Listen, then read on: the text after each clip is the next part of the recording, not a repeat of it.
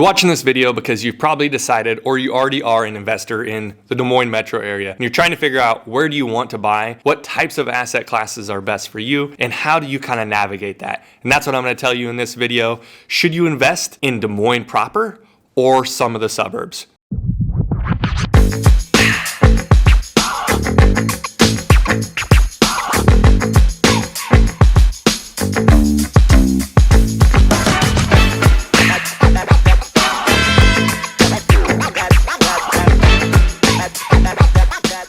Welcome to the channel. My name is Darson Grantham. For those of you who have not been here, I try to talk about everything that has to do with Des Moines real estate, investing, buying, selling, what it looks like to own property, buy property, sell property in Des Moines, Iowa. And in this video, we're going to go through what does it look like to purchase property in Des Moines proper versus the suburbs. What are the things you need to think about purchasing in Des Moines versus how you would handle that same thing in the suburbs. So let's first define what Des Moines versus the suburbs mean. What I'm going to talk about in this video, we're going to talk about Des Moines proper. So any address that says 123 Banana Street, Des Moines, Iowa. And that's going to be a multitude of zip codes, probably about 11 different zip codes. I'm not talking about Urbandale, not talking about West Des Moines, not talking about Altoona, Ankeny, Norwalk, Indianola. Those would all be suburbs.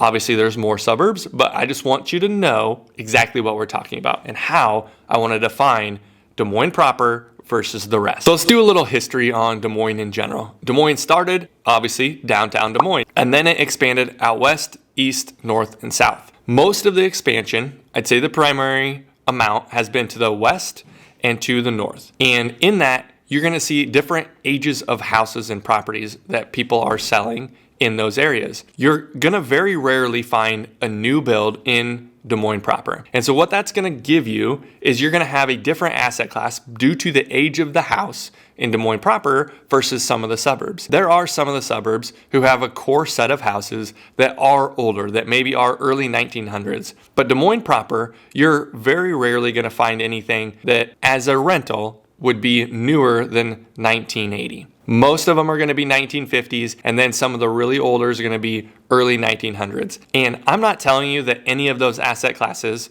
are the best thing to purchase. I've helped other investors purchase newer aged rentals, and there's a different asset class, a different repair estimate that you're going to expect when you buy those aged properties. I would love to get you set up on a filter that meets the criteria of the properties you're looking for. If you're an investor and you're trying to find flip properties, if you're an investor and you're trying to find turnkey rental properties, or just grandma's house that you're trying to maybe live in and house hack, fix up while you're there, and then sell it or keep it as a rental in a year, please reach out to me. I can set you up on an MLS filter that instantly hits your inbox when properties meet the criteria.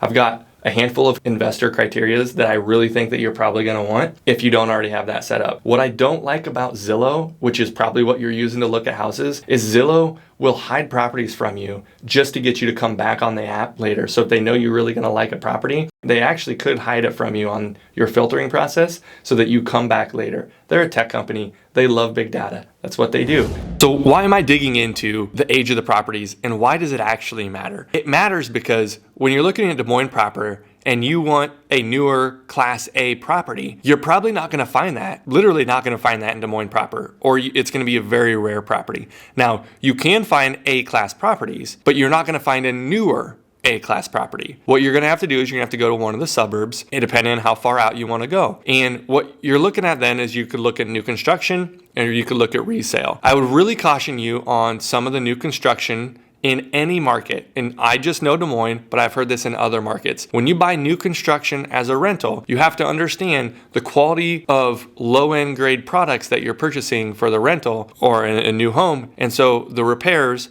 or the tenants breaking things or the ability for it to last is probably less than if you bought something that maybe was a resale of early 1990s, say, just because of the quality of builds at times are so different.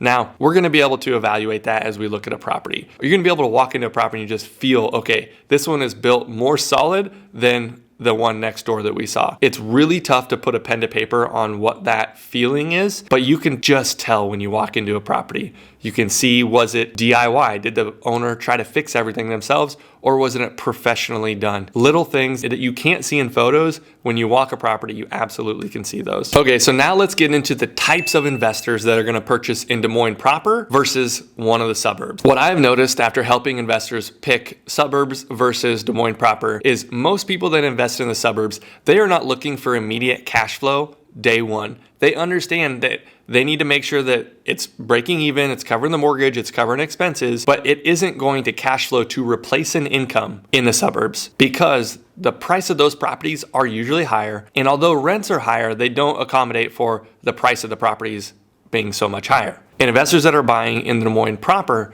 they're really looking for more cash flow and less immediate appreciation or just appreciation in general. Des Moines proper is going to get you provide more cash flow, all things relative in Des Moines proper. What I caution you to think about is that when you are buying on cash flow, you need to think about your exit plan. Everyone buys and thinks they're going to hold forever. But I assure you that the odds of you holding a property forever because it cash flows is very low. Most cases, investors are turning those every 3 to 7 years. I think the average is probably closer to 5 years. So remember that when you go to resell and you're reselling something that cash flows, it's great that it cash flows, but you're not going to get that higher price point that you're going to get in the suburbs due to that appreciation. I think the average median sale price in Des Moines proper is low 200s. Where if you go out in the suburbs, it's upwards of 350 to 400. If you do overall market average in Des Moines, you're looking at like 290. You can see the suburbs really do have a higher price point. The rents usually don't justify it to bring in that much more cash flow. You're going to have to decide, would you rather buy in Des Moines proper or in the suburbs? If you want help figuring that out, please click on the link below, schedule time with myself. We'll go through what your strategy is, what your dollars you have to invest are, how you want to handle that, what strategies you want to go through. Our team, myself, happy to help you out, happy to walk through properties. If you're not local here in Des Moines, we will be your boots on the ground and really be your investment advisor to make sure that you're buying a property that fits your needs and not just what you see on the internet.